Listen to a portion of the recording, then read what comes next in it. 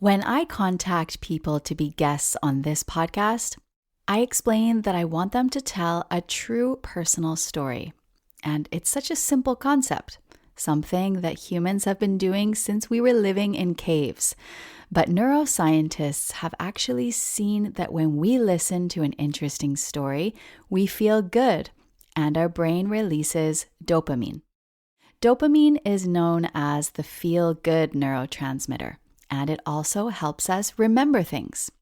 That is precisely why we can remember vocabulary better when we hear it in a story. Today's storyteller, Brigitte, has a business that helps brands and individuals create and share their stories. At the end of today's episode, she'll give us tips on how to tell better stories. So make sure to stick around until the end. Hace Inglés presenta Into the Story, el podcast para aprender inglés con historias reales contadas por gente de todo el mundo.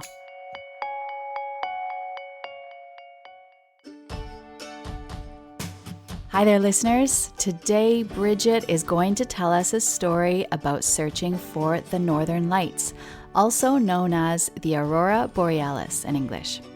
We all feel a bit lost and alone sometimes. And when Brigitte was 17 years old, her family lost everything. So her father decided to move the entire family from Quebec, which is a French-speaking province in eastern Canada, to a city in northern Alberta, which is a very cold, very English-speaking part of Western Canada. We were so close to the North Pole that the sun would be up in the skies for maybe 4 or 5 hours a day. That was a real nightmare for an outgoing teenager like me.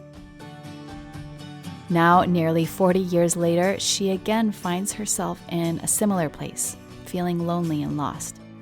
Let's find out how both times the Northern Lights helped Brigitte feel more connected and helped her find her way. Before we listen to Brigitte, we're going to look at 5 words and expressions that she uses in her story.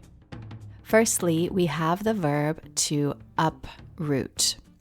To uproot literally means to pull up an entire plant, the roots included. It can also be used to talk about a person being uprooted, which means they move away from their culture or their country. Brigitte talks about her father uprooting the entire family and moving to a new city. To uproot. Next, First Nations. First Nations is a term used to refer to certain groups of people who are Indigenous to North America. First Nations are peoples who lived on these lands thousands of years before Canada even became a nation. Today, Brigitte talks about First Nations' belief about the Northern Lights. And then we have pitch black or pitch dark. So both of these terms mean completely dark. It's used to describe a place with no light at all. Some people can only sleep in pitch black or pitch dark, so they close the curtains. Pitch black. And now we have a phrasal verb, to stay put.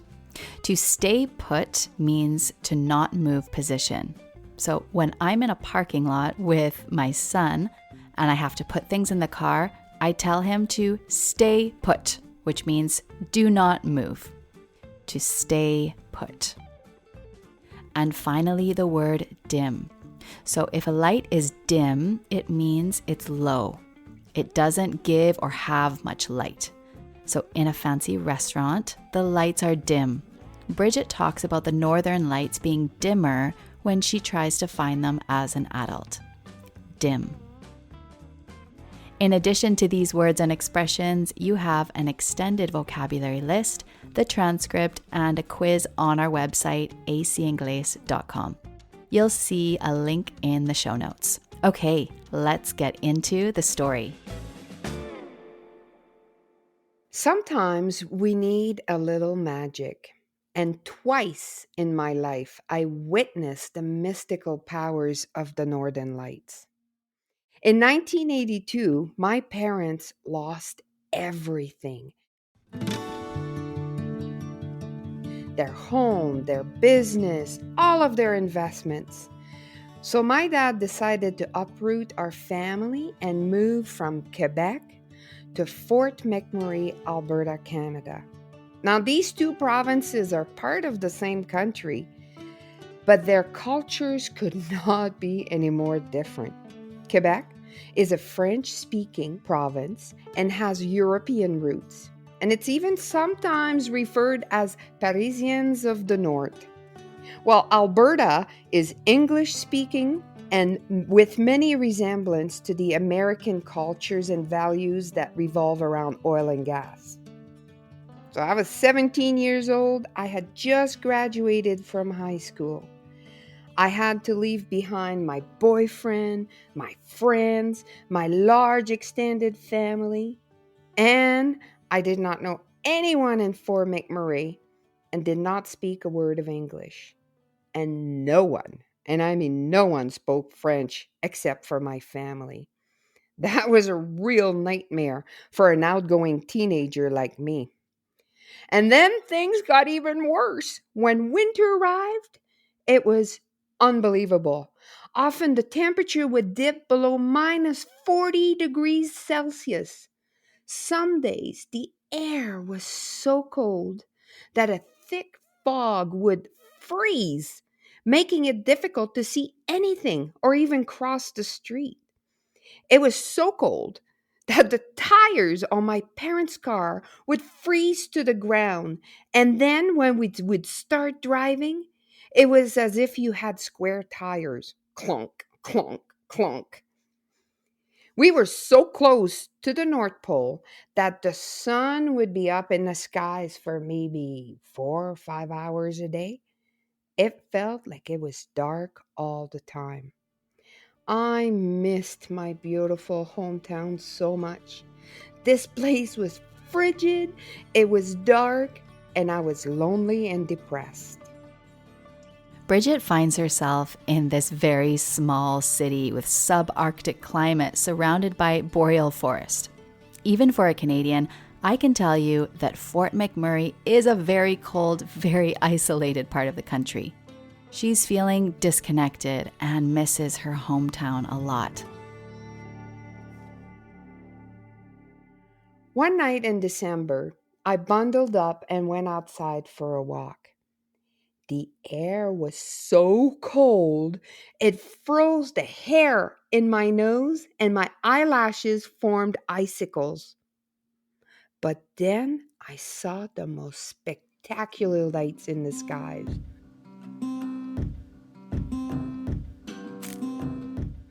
I had never, ever seen the northern lights before. The magnificent colors waving and dancing in the skies were absolutely stunning. I stood on the sidewalk, freezing and mesmerized by the lights in the skies. They were bright blue, pink, green, all dancing and blending together and illuminating the skies. They were so bright. Now, I had studied Aurora Borealis in school, but I had no idea they were this beautiful and colorful. It touched my soul, and I started changing about how I felt about this place. I later found out the Northern Lights actually have spiritual meaning. First Nations believe that the Northern Lights are created by our ancestors trying to communicate with us. Through the Northern Lights, they believe that we can feel their presence and know that they're still here with us. I was only 17 years old, so I never had lost anyone close to me. And although the legend touched me, I did not fully understand the deep meaning of it. But what the lights did do was make me see the beauty of where I was, and it became home. Now, as a kid and a teenager, I loved public speaking and storytelling. I was even a DJ in my high school, but it took me years to master English.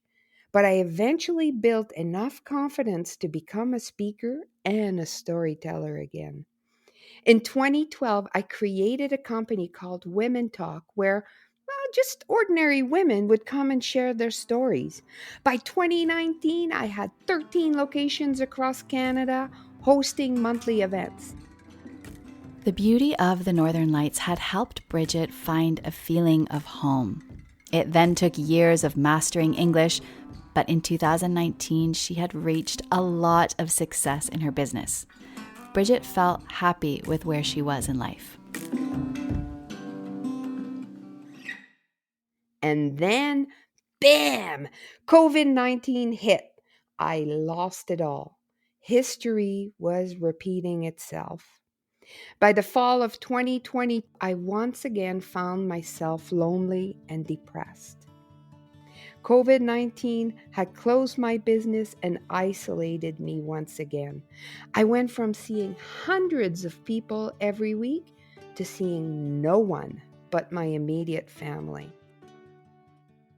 So in October, I heard that the Northern Lights would actually be visible from my new city, Calgary. So the following day, I got up at 4 a.m. searching for the Aurora Borealis.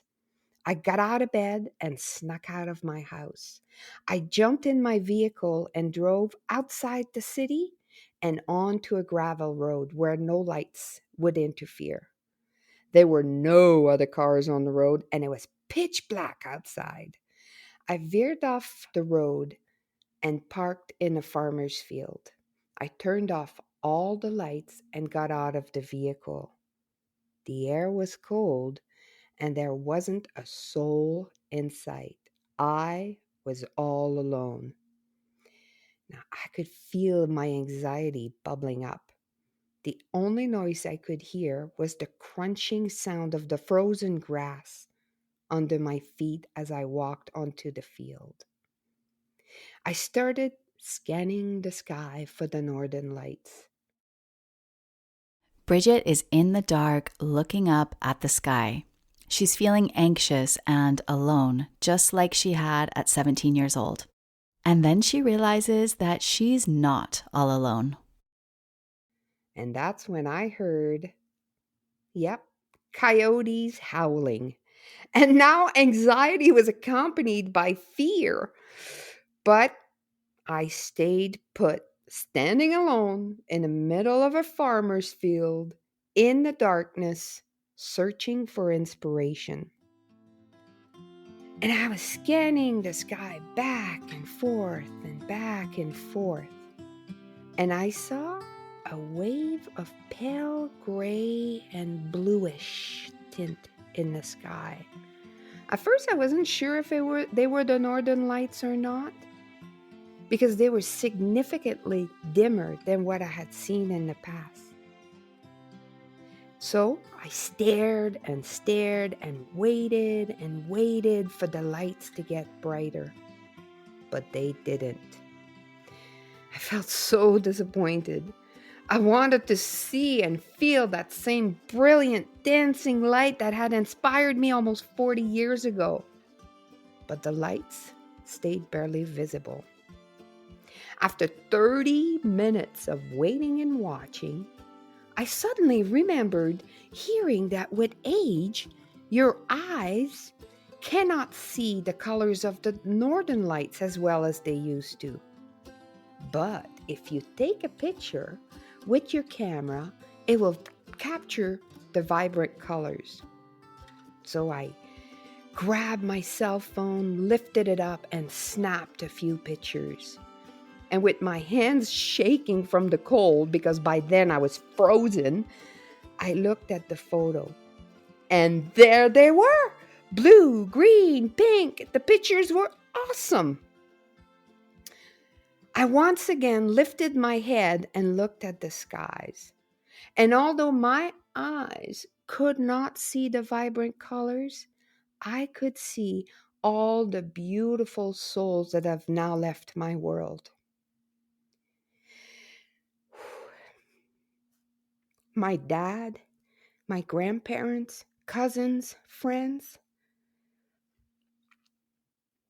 they were all there in the skies dancing and trying to communicate with me to let me know I was not alone. Now, my 17-year-old eyes had sharp sight, but they did not possess the depth of my 56-year-old eyes that could see the mystical powers of the Northern Lights. Even though Brigitte's business and her entire life really have been totally changed by COVID, she is optimistic. After all this time of having to keep ourselves closed up and alone, Brigitte thinks that we're going to now experience an era when people want to live intensely and experience the beauty in this world. She's currently working on a new business, mixing her love of travel and storytelling. And as promised, here are her tips on how you can tell better stories.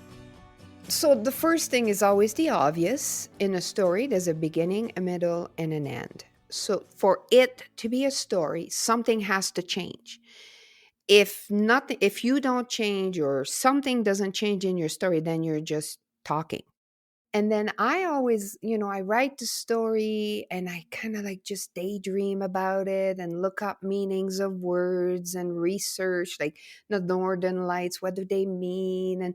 And all of a sudden it will pop out at you. Like it just jumps at you, the direction that you have to take. And then record yourself and listen to it. And then all of a sudden it will take a much bigger meaning than what you had first intended.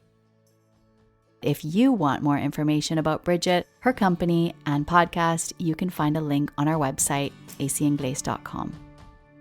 To stream 35 episodes of Into the Story, subscribe now on Spotify, Apple Podcasts, or wherever you listen to podcasts. Okay, everyone, until next time, we hope you have a good time, or at least a good story to share.